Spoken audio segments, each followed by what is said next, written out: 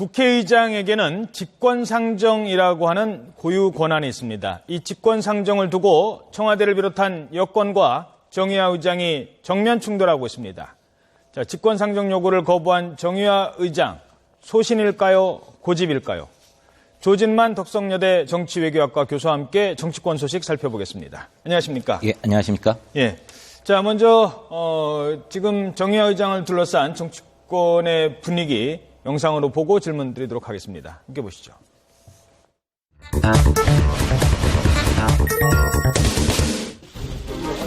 그래서 우리 국민 여러분들께서는 제가 안 하는 것이 아니고 법적으로 못하기 때문에 못하는 것이다 하는 것을 밥그릇 챙긴다는 그런 표현은 아주 제가 봐서는 재속할 뿐만 아니고 그런 표현은 합당하지가 않다. 국민의 대표기관인 국회가 이 못하면 그 다음 기다리고 있는 것은 대통령의 긴급권밖에 없습니다. 검토할 수 있다고 보시는 건가요? 긴급 재정명령 공조? 검토해 보겠습니다.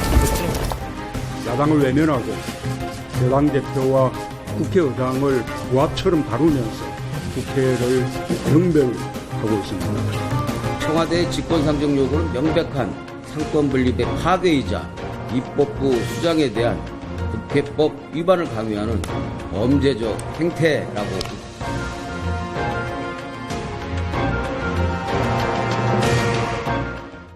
네.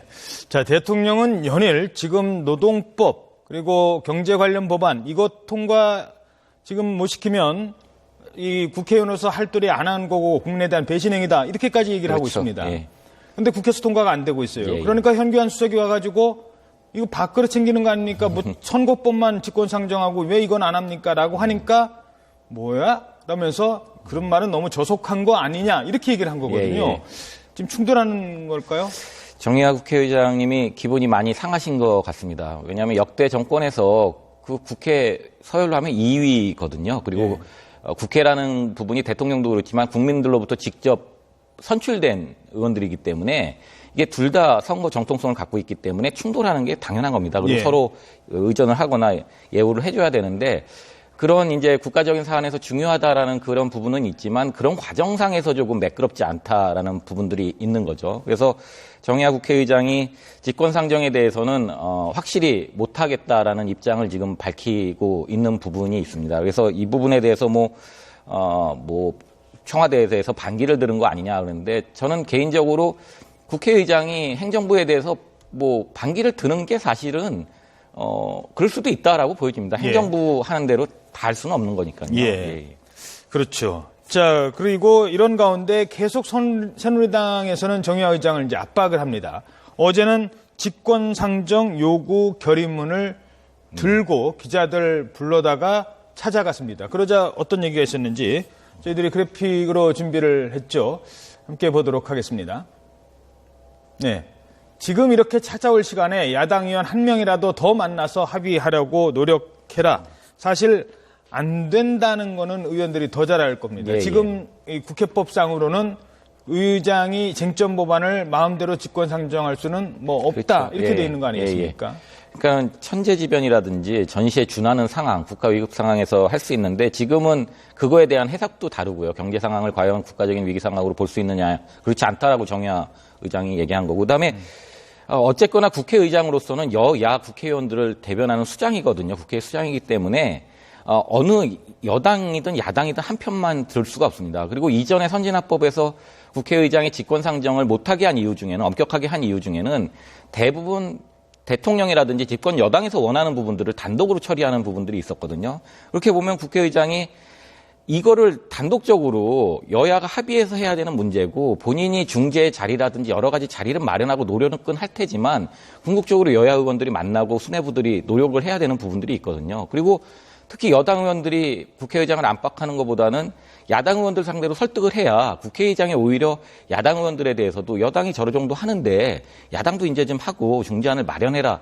이런 주고받기라든지 오고 가기 정치가 되는데 이거를 문제 해결을 안 하고선 본인한테 주니까 좀 답답하다는 부분들이 있는 거죠. 예. 자, 이러니까 국회의장이 자꾸 쟁점 법안을 처리하지 않고 있으니까 새누리당의 이번에는 또 어떤 얘기가 나오고 있냐면 긴급 재정명령. 예. 긴급 재정명령이라는 게 뭔지 간단하게 먼저 설명해 주시죠. 이거는 대통령이요. 그때 그 금융실명제 YS 김명삼 대통령 때 한 것처럼은 법안에 준하는 대통령 명령 권한인 겁니다. 그래서 이 법안을 국회가 처리를 못 해주니까 대통령령으로 처리를 하겠다. 일단 먼저 통과를 처리를 하고 나중에 이제 그렇죠. 그래서 이 부분도 사실은 보면은 글쎄요, 이 사안에 대해서 긴급 명령까지 추진을 하실지는, 그리고 사실은 그렇게 안 하는 게 사실은 모양새는 좋아 보입니다. 이게 국회를 압박하는 카드로는 가능한데요. 이걸 직접적으로 하려고 그러면 또 그만큼 사회적인 갈등이라든지 정치 갈등 비용이 분명히 발생하게 될 거고요. 예. 자, 그런 가운데 정의화 의장의 소신을 계속 이제 굽히지 않고 있는데, 정의화 의장의 소신이 이번이 처음만은 아니죠? 그렇죠. 정의화 국회의장이 뭐 몇 번 지금 보면은 이전에 박기춘 의원 체포동의안 처리 때도 그랬고요. 예, 그때 그다음에 야당 의원인데도. 그리고 뭐 황교안 국무총리 임명동의안 때도 그랬고, 뭐 대법관 뭐.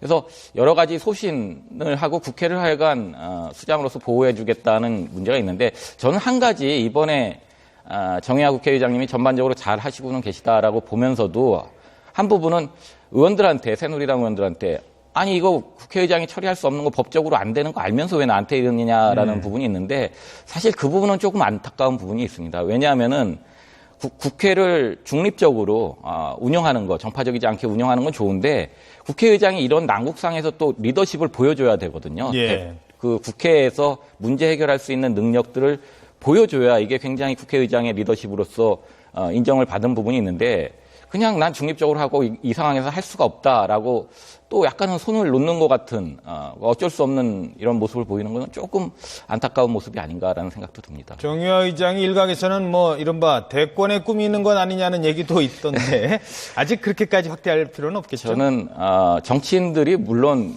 큰 대권을 생각하는 건 당연한 생각이라고 봅니다. 근데 정의화 의장님이 내년 총선에도 아마 출마를 하실 것 같다라는 얘기가 있으신데 정확한지는 모르겠습니다. 근데 만약에 출마를 하신다고 그러면은 대권에 대한 꿈은 뭐 단기적으로는 없으신 게 아닌가. 왜냐하면 대권 주자급이면은 만약 그래서 지금 뭐 청와대하고 뭐 충돌을 하든지 차별화를 시도한다고 그러면은 내년 총선보다는 아마 그 내후년에 있는 대선을 고민할 테고, 어떤 총선 출마설이라든지 국회의장까지 하셨기 때문에 이런 얘기가 안 나올 거라고 보거든요. 알겠습니다. 예.